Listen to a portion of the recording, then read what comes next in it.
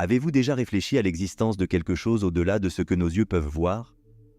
Au cœur des textes bibliques, nous trouvons des récits de créatures si extraordinaires qu'elles défient notre compréhension et repoussent les limites de notre monde physique.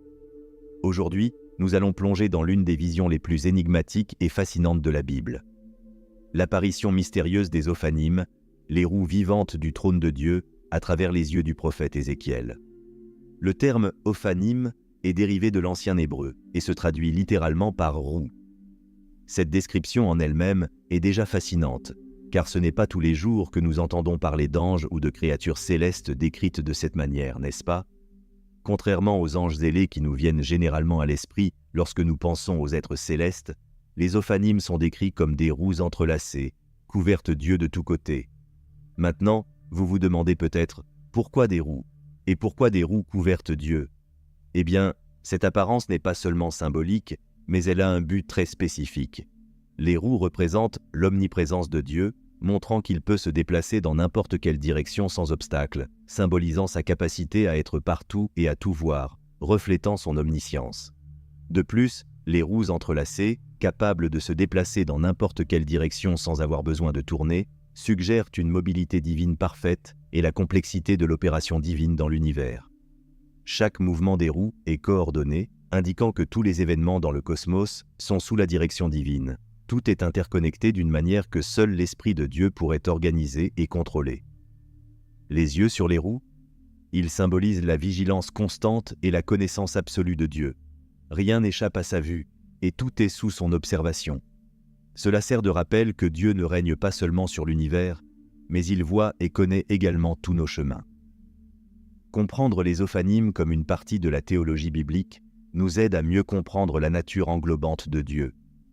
Il n'est pas limité par les formes humaines, ou même angéliques.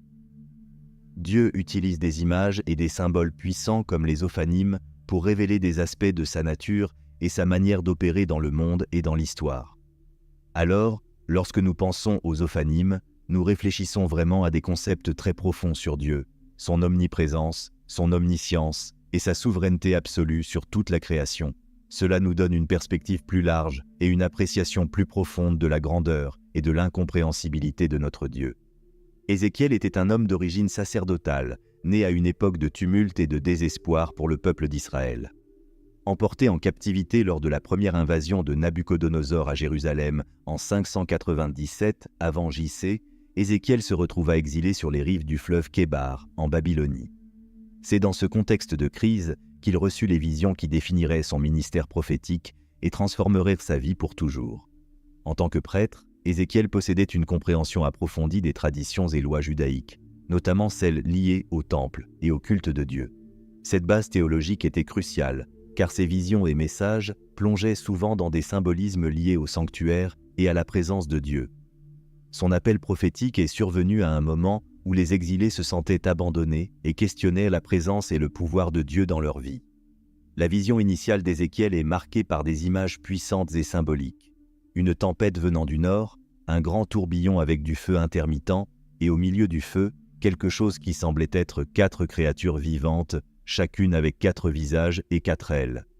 Leurs pieds étaient comme ceux d'un veau et brillaient comme du bronze poli.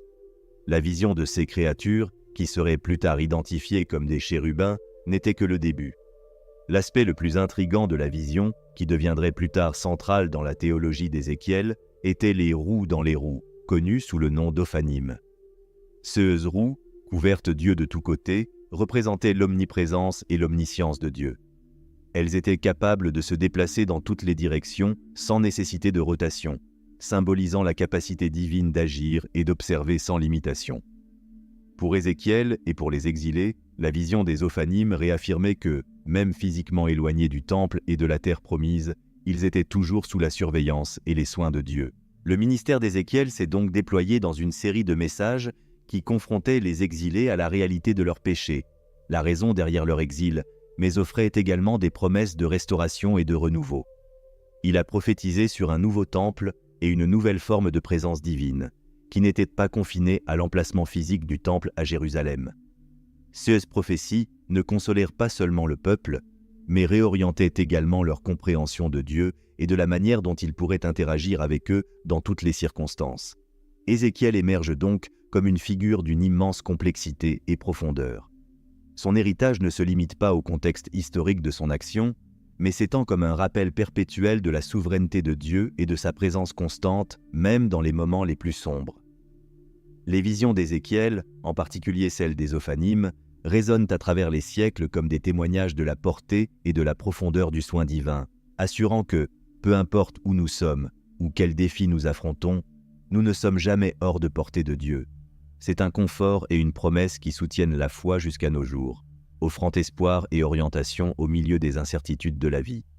Quand nous parlons d'anges, notre imagination est souvent nourrie par des représentations populaires qui les peignent comme des figures éthérées et presque mythologiques, flottant sur des nuages avec des harpes. Cependant, la théologie biblique nous présente une vision bien plus substantielle et impactante de ces créatures célestes. Les anges, selon les Écritures, sont des êtres réels, avec une présence et un but définis dans le plan divin. Ils ne sont pas seulement des symboles ou des métaphores, mais des entités avec une personnalité spirituelle qui exercent une influence directe sur le monde physique. Tout d'abord, il est crucial de comprendre que les anges sont créés par Dieu. En tant qu'êtres créés, ils ont un commencement, mais contrairement aux humains, ils sont immortels et servent des objectifs spécifiques au sein de l'ordre céleste. Ils sont des esprits ministériels envoyés pour servir ceux qui hériteront du salut, comme le dit l'Épître aux Hébreux. Cela nous donne un indice sur leur nature et leur fonction. Ils sont envoyés pour interagir et intervenir dans le monde matériel en faveur des plans de Dieu et au bénéfice des êtres humains. L'intervention angélique dans le monde physique est largement documentée dans les Écritures. Par exemple, dans le livre de la Genèse, des anges agissent comme des messagers divins qui apportent des promesses à Abraham et avertissent Lot de la destruction imminente de Sodome et Gomorrhe. Dans d'autres récits bibliques, des anges ferment la gueule des lions pour protéger Daniel, mènent des armées célestes dans des batailles spirituelles et annoncent des naissances miraculeuses à Marie et à Zacharie. Ce récit montre que les anges existent non seulement sur un plan spirituel, mais influencent également les événements et les circonstances matérielles. Les anges possèdent également un ordre et une hiérarchie. Il existe plusieurs classes d'anges, y compris les chérubins, qui gardent la sainteté de Dieu, et les séraphins, qui adorent Dieu sans cesse.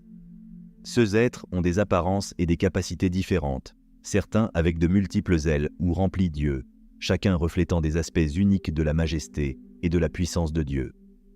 En plus d'être des messagers et des guerriers, les anges jouent un rôle dans les révélations prophétiques et l'exécution de la justice divine.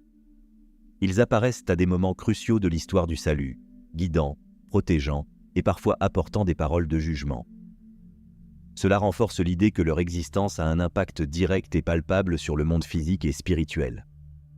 Comprendre les anges comme des êtres réels ayant un impact physique aide à apprécier la complexité de l'univers spirituel et la gravité avec laquelle Dieu administre le cosmos.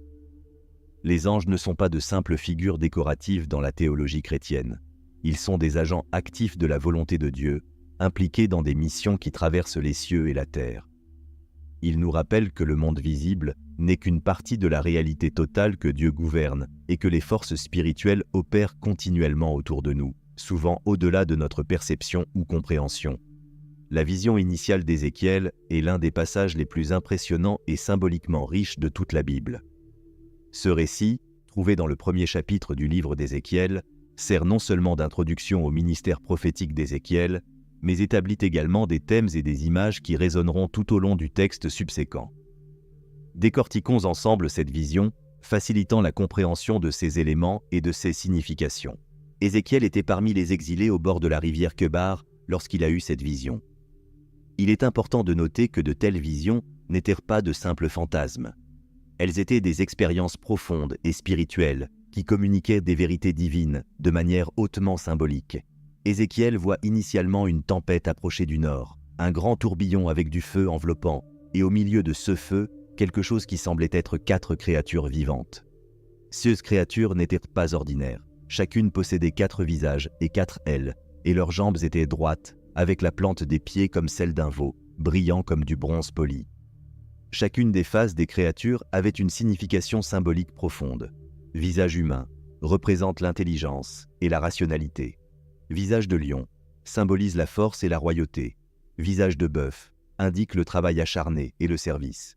visage d'aigle, représente la rapidité et une perspective élevée, potentiellement la vision spirituelle.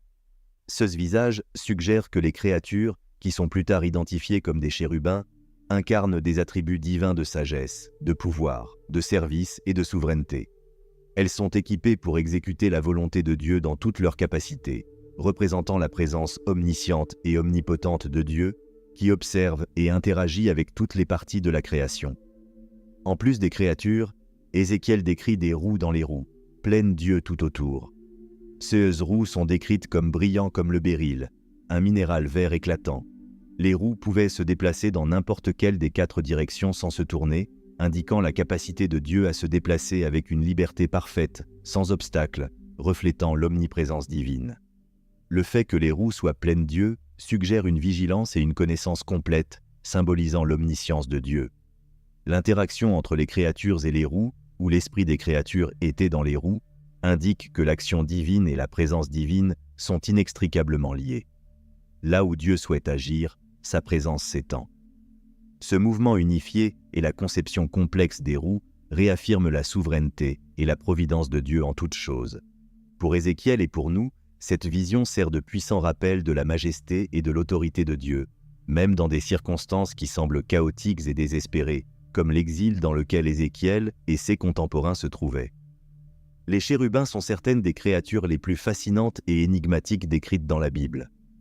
Ils sont souvent mentionnés dans des contextes qui mettent en évidence leur proximité et leur service direct à Dieu, agissant comme gardiens de sa sainteté et de sa présence.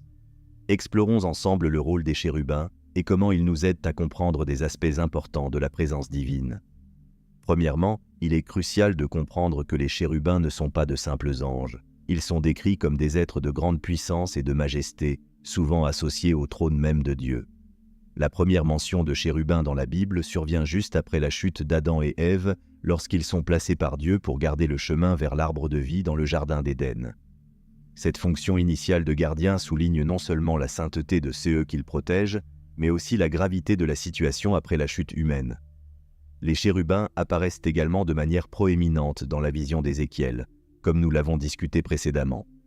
Ils sont décrits avec 4 visages, d'homme, de lion, de bœuf et d'aigle, ce qui suggère une représentation de toute la création et de ses qualités les plus élevées, intelligence, force, service et vision.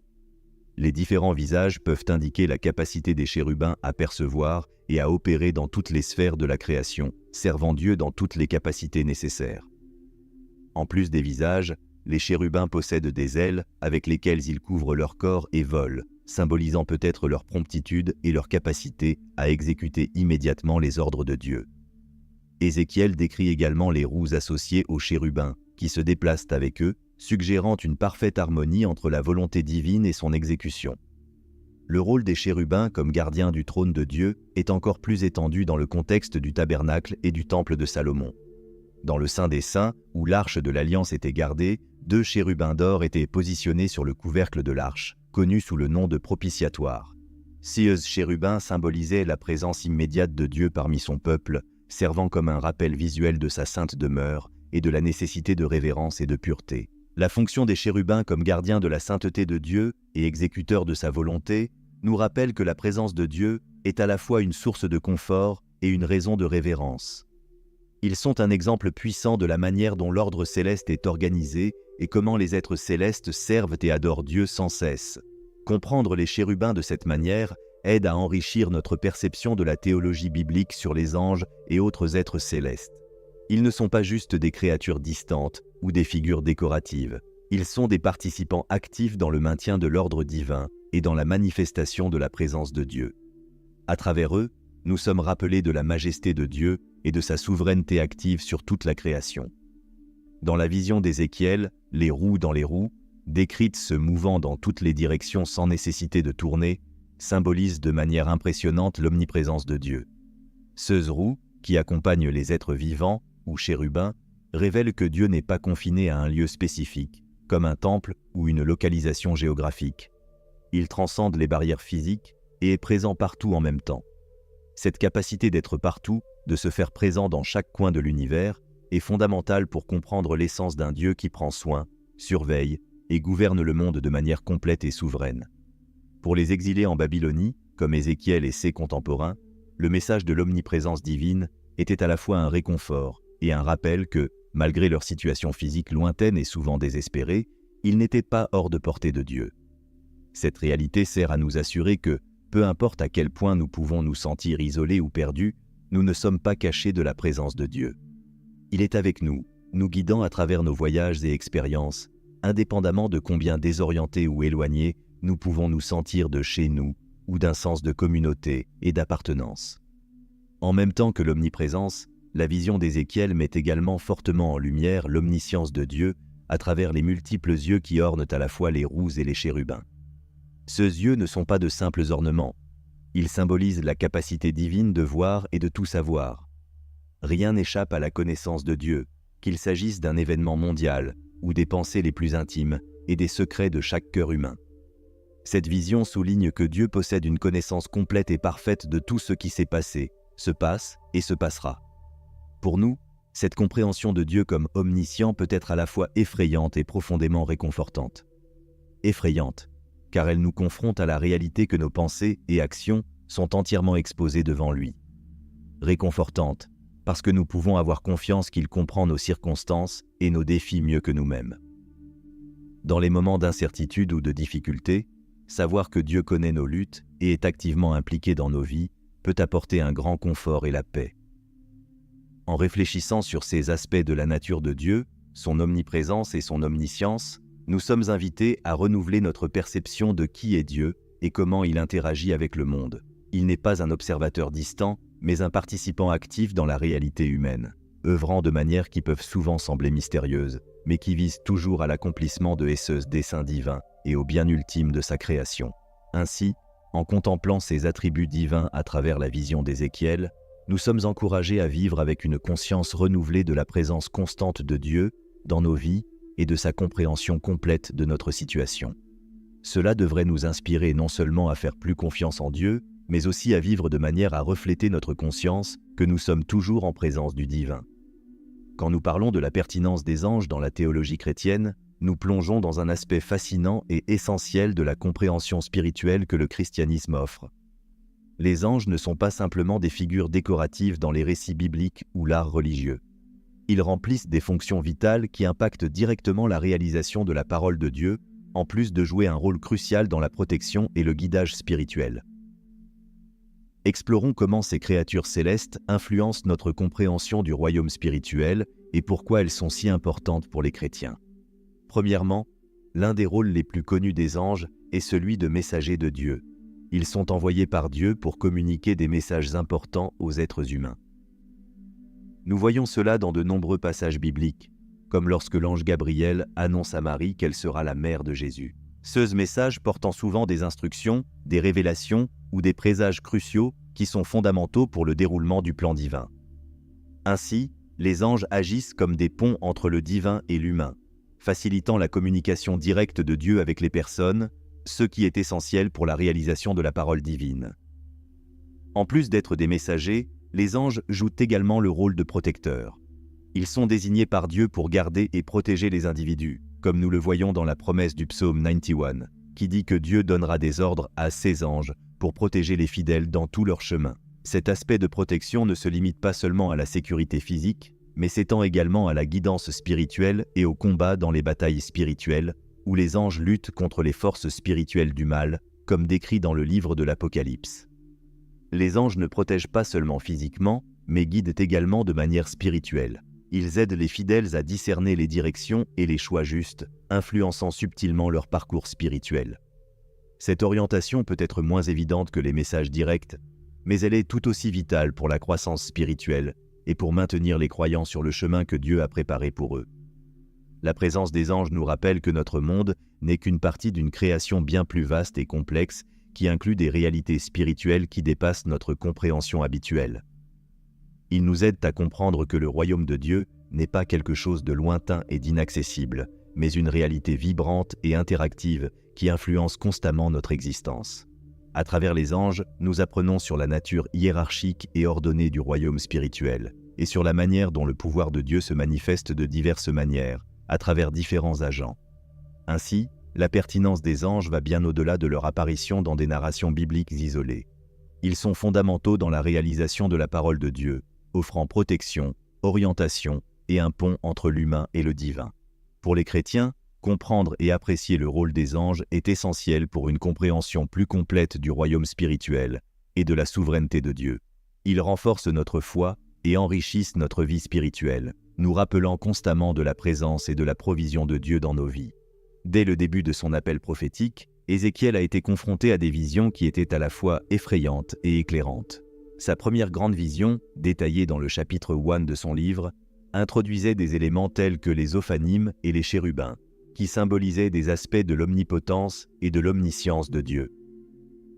Plus que de simples créatures célestes, ces éléments étaient des représentations visuelles de la capacité de Dieu à intervenir et à être présent partout, y compris dans l'adversité et l'exil. Ézéchiel a été chargé de transmettre ces visions au peuple d'Israël, qui se trouvait déplacé et découragé sous la captivité babylonienne. Ce message avait le double objectif d'avertir des conséquences de la désobéissance et de l'idolâtrie et de réaffirmer la souveraineté inébranlable de Dieu sur tous les royaumes et toutes les circonstances.